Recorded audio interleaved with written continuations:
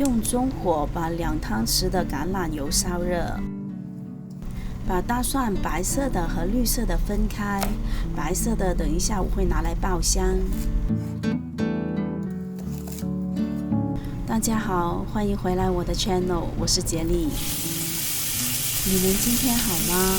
留言告诉我你们今天晚上想吃什么。祝你们有开心愉快的一天。蒜头在爆香的时候，我这里准备了大概200公克的五花肉，我习惯把它切成厚片，我感觉这样吃起来口感比较好。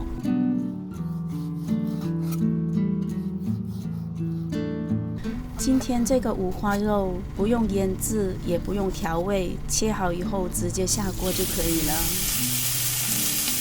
保持着中火来炒五花肉，把五花肉里面的油脂炒一炒出来。哇，从五花肉里面煎出来的猪油，味道真的太香了。大概20毫升的料酒加进来，增加香味，还可以去掉猪肉的腥味哦。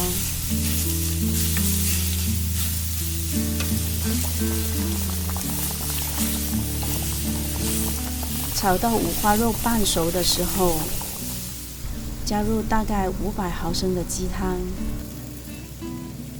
然后盖上锅盖，保持着中火煮2分钟，令到五花肉可以完全熟透。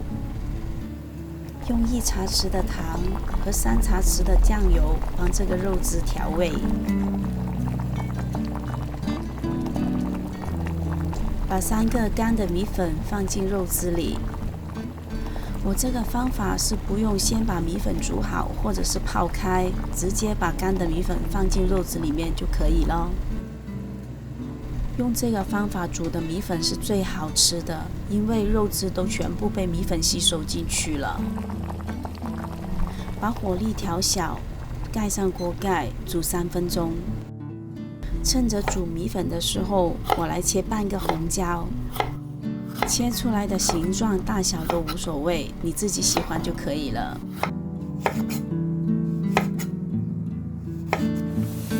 3分钟已经过去了，现在看到肉汁已经差不多被米粉全部吸收了。把刚刚切好的红椒倒进来，和米粉翻炒一下。再来，我会切一些芹菜放进米粉里，这样会让米粉更加的爽口。但是如果你是不吃芹菜的话，不用加芹菜也是可以的哦。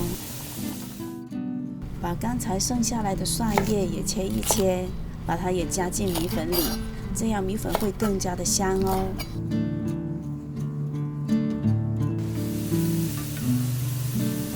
现在把火力调大，把芹菜和蒜叶炒熟。哇，好香啊！闻到这香味，我肚子就已经很饿了。你们看，用这个方法煮的米粉，每一条都是分开来的，不会粘在一起变成一坨的样子哦。米粉是很 Q 弹的，口感非常的棒，而且吸满肉汁的米粉超级的美味。你们是不是也很想吃呢？那就不妨试一下煮吧。如果你也喜欢我的影片，请帮我按赞和留言告诉我，还有订阅我的 channel， 记得按下旁边的小铃铛哦。谢谢您的观看，我们下一个食谱再见，拜拜。